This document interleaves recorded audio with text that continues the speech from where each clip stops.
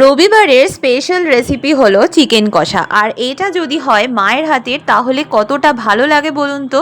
সেই ছোটোবেলার দিনগুলোর কথা মনে পড়ে যায় যে কত সুন্দরভাবে চিকেন কষা খাওয়ার জন্য ঠিক বাটি নিয়ে হাতে বসে থাকতাম, তাই না? চলুন দেখে নিই কীভাবে এটা আজকে মা বানিয়ে ফেলেছে খুব ঝটপট। প্রথমে কড়াইতে সর্ষের তেল দিয়ে দিয়েছি। সর্ষের তেল দিয়েছি প্রায় ধরুন এটা 4 থেকে 5 বড় চামচ মতো সর্ষের তেল দেওয়া আছে। তাতে সামান্য একটু নুন দিয়ে দিয়েছে যাতে তেলের আলুটা যখন পড়বে যেন ছিটে না আসে, আর আলুটার মধ্যে কিন্তু নুন আর হলুদ যাতে একেবারে মিশে যায়। এখানে একদম ছোট আলুগুলো ভালো করে ভেজে নিয়েছে, তারপরে তুলে রাখলো। আর আলু কিন্তু অবশ্যই একটু কড়া করে ভাজবেন, লাল লাল করে ভাজবেন। এরপরে অবশিষ্ট তেলের মধ্যে দিয়ে দিচ্ছি সামান্য একটু চিনি, তারপরে দিয়েছে কাশ্মীরি রেড চিলি পাউডার, পেঁয়াজ কুচি, একটা বড় সাইজের পেঁয়াজ কুচি, আর আদা রসুন বাটা।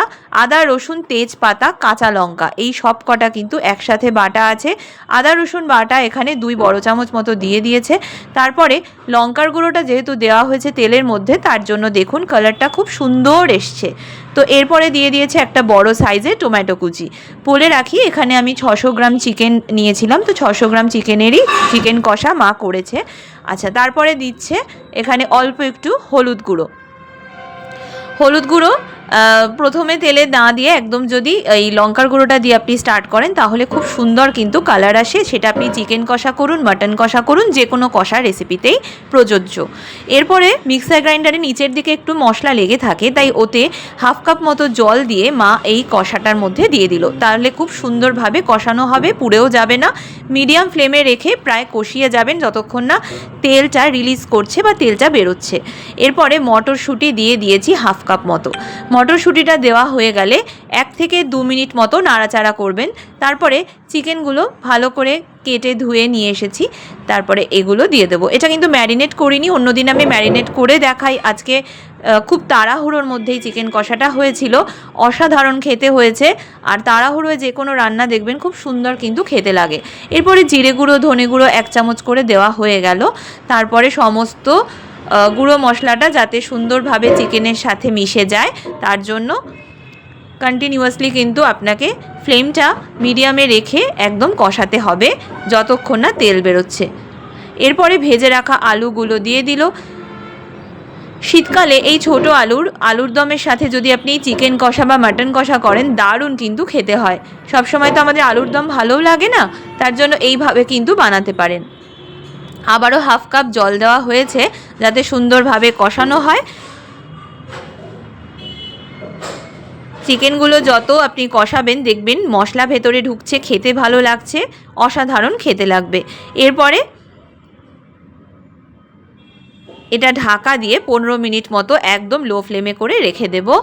আর 15 মিনিট পরে যখন ঢাকাটা খুলেছি অলরেডি দেখুন এখানে তেল রিলিজ করেছে, জলও বেরিয়েছে। তার মানে চিকেন কষাটার অলমোস্ট কিন্তু 80% কুকড হয়েই গেছে। তবে আরেকটু এটা রান্না করতে হবে যদি আলুটা আপনার সঠিকভাবে সেদ্ধ না হয়।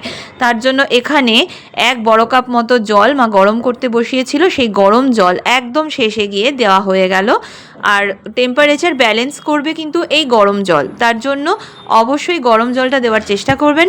আচ্ছা, এরপরে একদম স্লোতে দিয়ে মানে লোতে করে আঁচটা, এরপরে এটা একটু নাড়াচাড়া করে নিয়ে এটা একটু রেখে দেব যাতে সুন্দরভাবে সমস্তটা নরম হয়ে যায়, চিকেনগুলো জুসি হয়, আলুগুলোও সেদ্ধ হয়ে যায়। তার জন্য কিন্তু এই প্রসিডিওরটা আমাদেরকে অবশ্যই মেনে চলতেই হবে। দেখুন খুব সুন্দরভাবে কিন্তু লোতে দিয়ে রাখার জন্য অপূর্ব একটা কালার এসছে।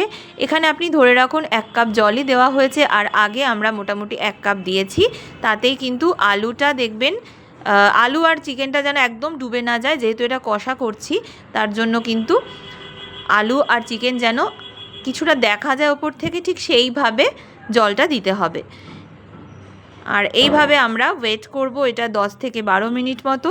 10 থেকে 12 মিনিট পরে আমি দেখিয়ে দিচ্ছি যে কতটা সুন্দরভাবে এটা কষানো হয়েছে।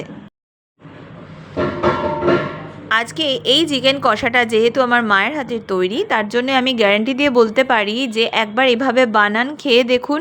আর এই চিকেন কষাটা কিন্তু অসাধারণ খেতে হয়, কারণ এটা খুব ঝটপটভাবে বানানো হয়েছে। এরপরে এটা ঢাকা দিয়ে মোটামুটি আমি 5 মিনিট মতো রেখে দিয়েছিলাম, মানে মা রেখে দিয়েছিল, আর আমি তো ভিডিও করছিলাম আজকে। যাকগে,